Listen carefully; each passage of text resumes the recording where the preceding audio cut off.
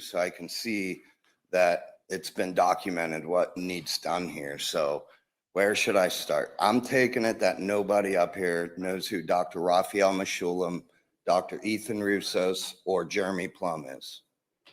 I'm hoping I'm correct with that.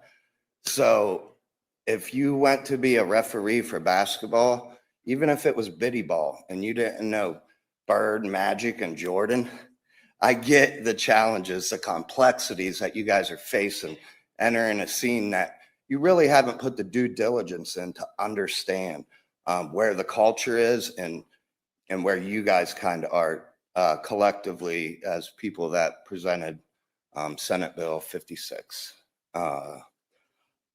I'm Josh Crosier. I have a master's of science degree in sustainable agriculture.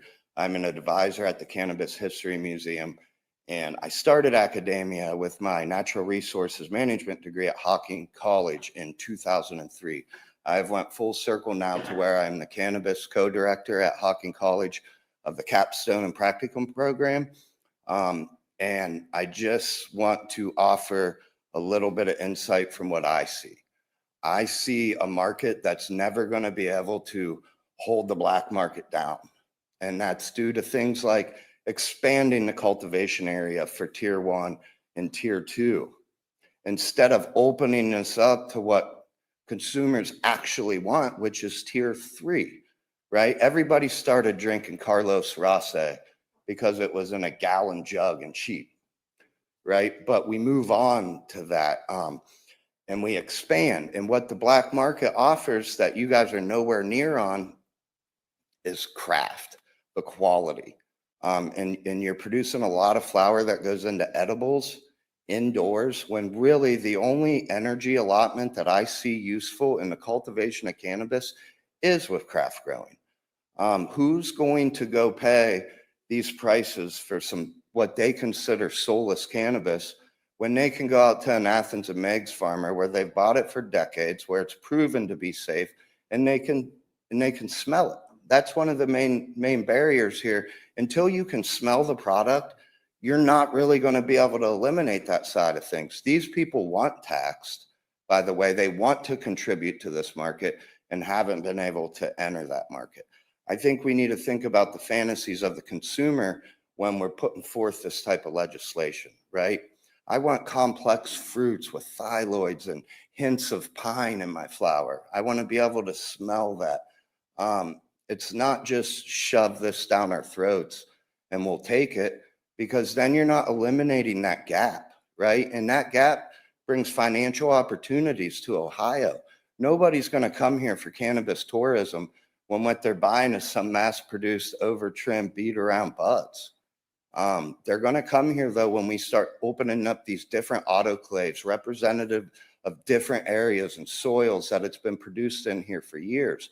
That's what's going to draw some impact from other states.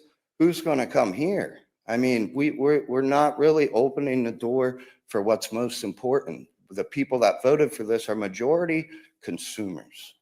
So, you know, there's other things in the bill that obviously these guys have well covered. One of them I'd like to reiterate is us as hemp farmers at App Girls Cannabis. What you're asking us to do is take a federally compliant product and stick it into a federally illegal dispensary. I can't get over this. I'm sorry. I just can't get over that. I think it's absurd, and I think that we need to stop worrying about how thick the pockets are, the tier 1, tier 2 players, and keep shoving down our throats product that we don't really stand behind. We want to know our farmers. We want to be connected to the companies that produce our products. So thank you for hearing me out. I would love to take a question. Mr. Crosier, thank you for your testimony. Are there any questions for the witness? Ranking Member Isaacson. Thank you, Chair, and thank you for your testimony. What do you, I actually sort of don't totally understand it, so maybe you can help explain, why don't we allow outdoor grow? Like, what's been that debate? What's the sort of... So there's the fear that a baby will get into the weed and roll around and get high, right? Like, we have grown cannabis. You could be a child and run through a cannabis field and have it all over you and not get high. And that's part of the complexities that I talked about. And I respect you guys for trying to take on this challenge.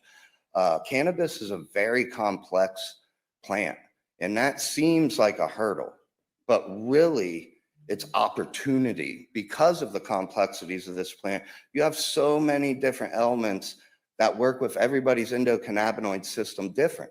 But one thing that never happens is you can't touch weed and get high, no matter whose endocannabinoid system you're in. So I think there's also barriers that maybe Tim Johnson could speak on better with security reasons.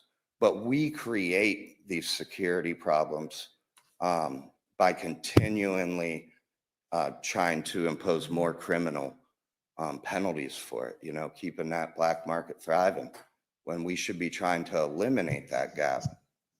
Follow up? Representative Sonnenberg with the question. Okay, thanks, Chair. Just to follow up on the last question from Rep. Isaacson, is there also, or is this a fallacy that outdoor grow can't be, it's not controlled as much environmentally as indoor, and you know, when it rains, whatever chemicals are in the rain could get into the crop, et cetera?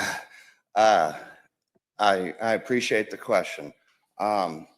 You know, let's look at the other side of that, right? So we lose a little bit of control environmentally, but what? At the expense of our carbon footprint, the production of fossil fuels going in to heat a grow room. Do you know, like, you could have 1,000-foot, I think it's like 1,000-foot indoor grow room uses as much electricity as a Walmart. This is absurd, and there's no reason when you're putting it into edibles and lotions and topicals, you don't need all those flavor profiles like craft connoisseur people like us at the Cannabis Consumers Coalition care about. You're just doing that for the cannabinoids that plant contains. So why would we use these different light spectrums when we could get this source of energy for free? Follow up? No. Representative Calendar with question. Yeah, a couple of questions, and thank you for your advocacy again, as with everyone here. And partially to answer your questions, the concept of making Ohio a cannabis tourism site is wonderful. I think everybody testifying here would probably agree with that. However, that's something to work on in the future, and there will be bills after this passes or doesn't pass to try to enhance that. But I would suggest that we put our efforts into decriminalization, making sure the money goes home and protecting the rights people passed first, and then working on that. We're kind of pretty far behind Colorado and Oregon and California.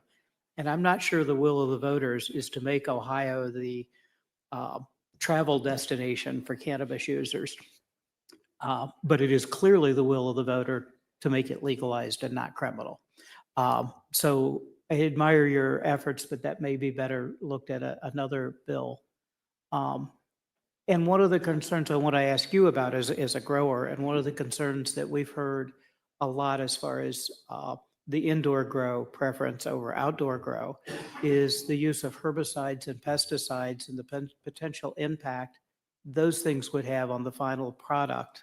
And one of the efforts and successes of our program so far is that when a consumer goes to a dispensary and buys a product, you know everything that's in there between our testing and our security and the seed to sale monitoring. How would you address that concern of the herbicides and pesticides? Not just I don't think it's just chemicals and rain or kids being exposed by running through. I think there's a lot of concerns about that element as well. How would you address that concern? Well, I think Rodney Hash talked well about it earlier. But I guess I would address that by trying to open up that testing, not only for home growers to where they can go send samples in, but I would also make the same standards apply, right? So out in Meigs and Athens, we coordinate with our farmers and our neighbors. So for instance, when the sheep farmer here knows that the corn farmer next to him is going to spray that day, he's able to move those sheep away.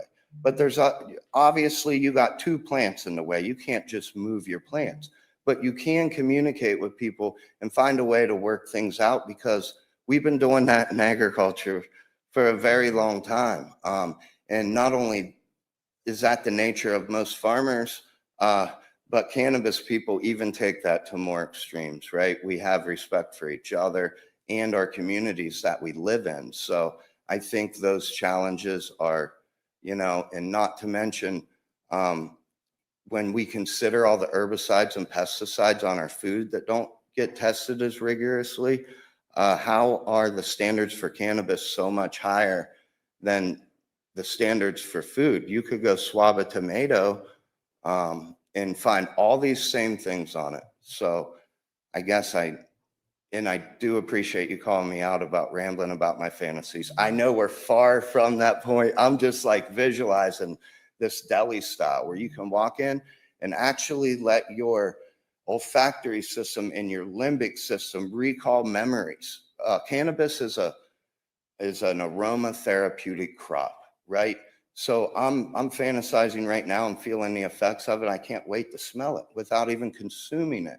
I want to be able to smell it. And I think that's what would, even if it's a decade down the road, that's where it needs to go to help close that gap between, why would somebody not go to Athens where they can smell 20 different kinds of cannabis, pick it up, smell it, touch it, know that they want to buy it before they go spend $200 on a purchase in a bag that they can't see the product. They're just fed a whole bunch of deceit on the back, terpenes and minor cannabinoids, instead of what matters most, the olfactory system, the smells and aromas. Follow up?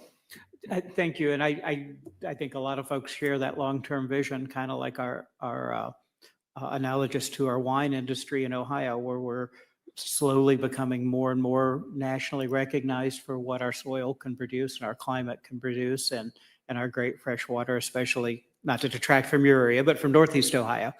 So I think that's a great vision in the future, and certainly would participate. But I just don't want to build expectations in this bill to get us there, because first we have to make sure we're not criminalized before we can get to the artistic phase, which hopefully we get to.